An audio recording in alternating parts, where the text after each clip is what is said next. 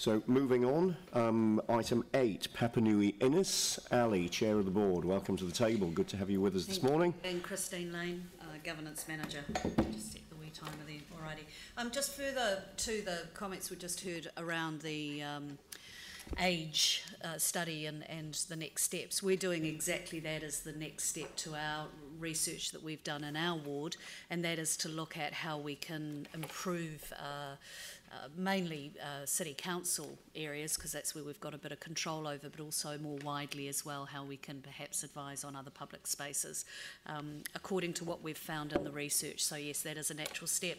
It might be a good idea actually if boards can connect on that, so we're removing the potential of any siloing, and there might be things that we can learn from each other as well in that respect.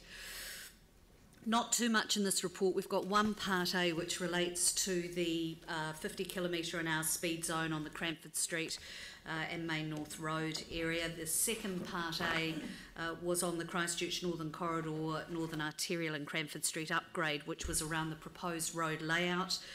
The options were presented to the board, but they were laid on the table for further discussion and questions pending a seminar which we had yesterday. So that will probably come to the next meeting. And that is, so that's the only part A we've got. The other issues in the ward at the moment that I would like to bring up, one is the Polyphony Voice Exhibition, which is an amazing involvement from young people in our ward and the artistic interpretation of how they give themselves a voice. There was, I remember, one from last year. In fact, actually no, it was from this year, and it's the left there, and I think the word is mana. Is that mana on that? And just amazing, and girls and boys actually, so there's a really nice even split. And this is a project undertaken with Te Ora Hau, and we support this as well. It's a partnership.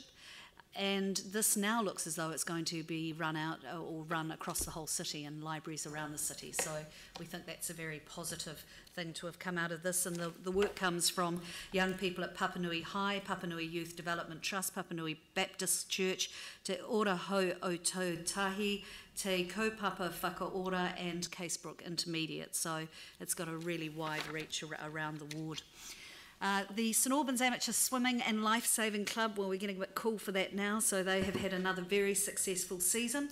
Started with a family swim and barbecue, and swim club volunteers opened the pool on Fridays during December and January. And there was huge pickup. The club had 4 swim coaches, and that attracted around 50 children and their families.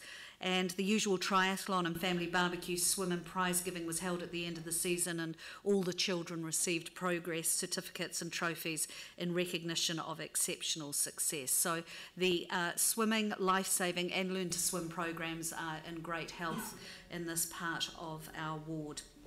Additional planting at Bridgestone Reserve. This was the second part of our planting, and that was held on Tuesday the 5th of June. I know, there was some weird member of parliament there as well. But so we've got board member John Stringer and deputy chair Emma Norrish, and we thank them for braving the wet weather in their gumboots. You would not have been out of place in a canoe, to be honest. There was quite a lot of water around. So that the next stage now with that is to focus on the frontage of the reserve, and conversations have commenced with local iwi around a carving to be completed for the frontage of it. So that's a really positive, successful project in our ward. The St Albans Pavilion, this is on time and on budget, I understand, and will in fact be finished ahead of the Greens. So we are hoping, or the park that's being done, and because of the gap in that, we would like to, or we're looking at opening, having an opening celebration. Otherwise it's going to be several months because of the wet weather that we've had. The completion of the earthworks on the grass, as you'll see, has been held up. So, but the community's been really engaged and involved in this, because staff have worked closely with those who live in the immediate area, so they know what's going on, and we've had storyboards up on the fences around, making clear what the project is doing as well. So there's much anticipation. This is one of the best used parks and sporting facilities in our ward, and it has been unable to be used for the last 7 years, so or nearly 8 years now. McFarlane Park Centre, that is humming along. The landscaping's been completed. The new junior play equipment and play area and the keys to the centre were handed to the Shirley Community Trust in the middle of June, and they're planning an opening event coming up soon. That's the centre, that's us. We're marvellous and look fab in that. I also want to mention the work that staff are doing, which is incredibly detailed and time consuming but very rewarding as well, with the Dudley Creek and St Albans stream flood remediation project affecting a large number of residents in the Richmond Shirley area. Something that Joe Byrne, our board member, has organised, which was really lovely, was because we've got a community that is being negatively affected by the roadworks, the noise, the disruption, the detours in the Richmond area, and they're not seeing the positive results of the work because it's actually for the Dudley Stream and the Flockton Basin people who are, by the way, that's working very well. We haven't had any flooding each time that's been used.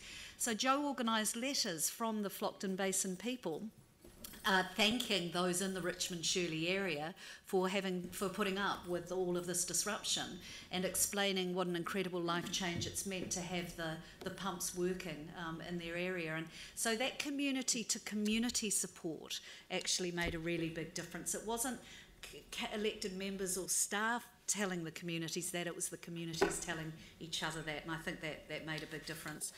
And that really is about it. We are keeping the community in Richmond and Shirley well up with what the plans are as the work's complete and plant starts to move out of the area. There are two areas there, 10 Shirley Road and the former Anglican living site at 40 Guild Street. And so the community have been told very clearly what the remediation plans are for that and been assured that they will be left in an as good, hopefully better condition once staff leave. Great. Thank you very much indeed, Ali, for that update. I'm sorry, I had one just very quickly. Neighbourhood Trust have launched or have formed a partnership with Kathleen Liberty, who you will be aware of doing the post-earthquake work. Where is it? I'm trying to see it. They are producing some videos, and they have enlisted the help of Di Henwood, which, you know, a reasonably high-profile New Zealander, celebrity if you will, who has agreed to a very reasonable rate to voice these videos, and they are going to produce these very, very cheaply. I know how much it costs to produce these videos, and it's just a drop in the bucket, and they will be produced to inform parents and communities on how to best manage and deal with stressed and anxious children, and it's based on Kathleen Liberty's research, so we think that's a very positive project too. That's great. Thank you very much. And good to have the update on McFarlane Park. Good to hear that the keys have been handed over to the community. I remember being there at the blessing. And of course, this has been the partnership project between the council, the Lions and the local community very much involved as well. So it's good to see that one progressing in such a good way. Excellent. So thanks for the update. Are there any questions for Ali this morning? Pauline. The St Albans Community Centre, we're still awaiting the resource consent before we can look at that. So that's, we don't know how long that will be. We're hoping it won't be too much longer. Yeah, just an update there. Great, thank you for that. Yanni. Obviously the park and the pavilion are going to be really well used assets in the local community. Just mindful of the information that our board's had through around the Northern Aotearoa extensions, and is there a parking plan for how people are going to park in that area that's being done or considered? That's part of the consultation at the moment. So some of the feedback we received in the consultation, which the process is still in play, was community concerns about the parking around there. So those concerns will inform the consultation and the subsequent plan around it. Right, but just in terms of the park itself, is there any sort of like demand assessment in terms of provision of parking, whether it's adequate or not? I mean, I just think it'd be a shame if people started parking on the park like Hagley Park because there's no parking. No, you can't. So, at the moment there is parking down Edward Ave, which is not going to, as far as I understand, affect the issues around the downstream, because it's the Barbados and Warrington sort of, or the Barbados side that's going to be more of an issue. And that's, so the parking down Edward Ave, but I mean, I don't want to say any more on that at the moment because it is still part of a consultation process. So any assessment of the demand of the park and the need for parking will be a part of the final report. I just wanted to check that our asset owner of the park is looking at making submissions or putting the views forward around the needs of the park and the pavilion? Yeah, from a community board perspective and from a staff recommendation perspective, yes. That is going to be taken into Yeah, account. no, Okay, it will that's have to great. be, because that's, Cool. as I said, it's one of the best used parks in the ward, in the city Yeah, even. yeah. Cool, that's great. Great, thank you very much. So that brings us to the end of the time. But yeah, thanks very much indeed, Ali, for a very full update from your part of the city. Thank you. So we have a recommendation to receive the report, which Pauline would like to move, and Mike, I'm assuming you'd like to second.